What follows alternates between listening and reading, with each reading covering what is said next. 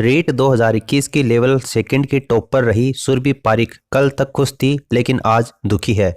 जब उससे पूछा गया तब उसने कहा कि अब फिर से रीट देने का मेरा मन नहीं है। जब से परीक्षा टॉप की है तब से सोशल मीडिया पर लगातार मुझे ट्रोल किया जा रहा है। कोई डोटासरा का रिश्तेदार बता रहा है तो कोई नकल के जरिए टॉप करने का आरोप लगा रहा है। मैं चाहता हूं कि एक बार आप इंटरव्यू की जो क्लिप है वो खुद देखें। दूसरे एग्जाम्स आए तो मैंने उनको बिल्कुल टारगेट नहीं किया, मैंने फॉर्म फिल नहीं किया। मुझे पीजी करना था, मैंने पीजी भी नहीं किया। तो मेरा जो पीजी का एडमिशन गया है सर, या जो मैंने जो फॉर्म छोड़ दिए थे, स्किप कर दिए थे, मैंने रीट लेवल का ही है तो दूसरे एग्जाम की प्रिपरेशन करूंगी। और अब सर जो पिछला 1 साल मैंने इस एग्जाम को दिया है वो मेरा टाइम और वो जो भी मैंने उस एग्जाम में सर सिर्फ हम टाइम नहीं देते, हम ना वो मेंटली हम उस एग्जाम से इतना कनेक्ट कर जाते हैं कि अब मुझे बहुत सारे बच्चे बोलेंगे कि अगर इसने इतनी मेहनत से एग्जाम दिया तो वापस कर लेगी। वापस की बात नहीं है सर, जो मैंने वहां किया वो एक एक इमोशन जो मैंने उसमें इन्वेस्ट किया है वो मैं वहां और अब जो एक रीट का बच्चा है, बहुत सारी उम्मीदें जुड़ जाती है सर, फ्यूचर प्लानिंग शुरू हो जाती है कि अब मैंने ये एग्जाम क्लियर कर लिया, मैंने अपना गोल सेट कर लिया था कि अब मैं सिविल सर्विसेज के थ्रू जाऊंगी, बट अब वही वापस रीट दो, फिर वही, अब वो कॉन्फिडेंस सर मेरा तो बिल्कुल चला गया है कि मैं वापस रीट दूंगी और वापस ये। तो क्या वापस रीट देने का आपका मानस बहुत कम है सर।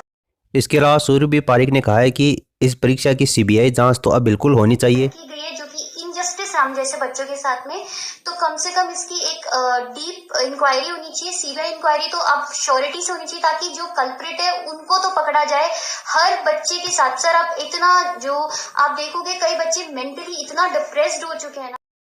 जब उसे पूछा गया कि आपको क्या नुकसान हुआ है तो उसने कहा था कि मेरे 150 में से 147 नंबर आए थे। मैंने सोच लिया था कि अपनी नौकरी तो पक्की है, मैं तो पोस्टिंग का इंतजार कर रही थी। ऐसे में मैंने एमएससी में भी एडमिशन की फीस नहीं भरी थी। इसके अलावा ग्राम विकास अधिकारी की भर्ती का जो एग्ज़ाम हुआ था मैंने उसमें भी हिस्सा नहीं लिया था और अब क्या पता था कि नौकरी के लिए एक बार खुद को फिर से साबित करना होगा। इसके अलावा उन्होंने ये भी कहा है कि हम फिर से एग्ज़ाम भी दे दें लेकिन इस बात की क्या गारंटी है कि इस बार एग्ज़ाम में नकल नहीं होगी और इस बार एग्ज़ाम भी 2 देने पड़ेंगे। सोशल मीडिया के ज़रिए भी सुरभि जो है वो काफ़ी दुखी है क्योंकि सोशल मीडिया पर उसको खूब ट्रोल किया गया था और अपना जो समाज है वो भी कुछ इसी तरीके का है। अगर कोई व्यक्ति ज़्यादा नंबर ले आता है तो अपन उसको उसी तरीके से ट्रोल करना शुरू कर देते हैं और अगर कोई व्यक्ति किसी एग्ज़ाम में बार बार असफल होता है, सफल नहीं हो पाता है तो हम उसको उस तरीके से ट्रोल करना शुरू कर देते हैं कि ये तो बिल्कुल पढ़ता नहीं है, पूरे दिन ये इसी तरीके से फिरता रहता है। तो अपन जिस सोसाइटी में रहते हैं उसकी जो मानसिक सोच है वो बहुत ही ज़्यादा घटिया है।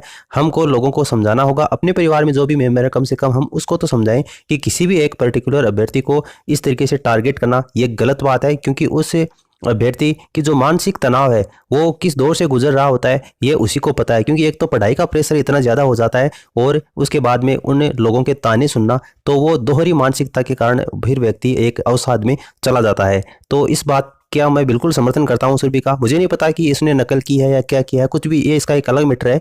लेकिन उन्होंने ये जो बात कही है कि एक बार फिर से रीट में ज़्यादा नंबर लाना ये मेरे लिए कठिन होगा क्योंकि मुझे फिर से एक बार साबित करना होगा लोगों को कि मैंने नकल नहीं की थी। तो ये कहीं ना कहीं एक अपने समाज के लिए चिंता का विषय है।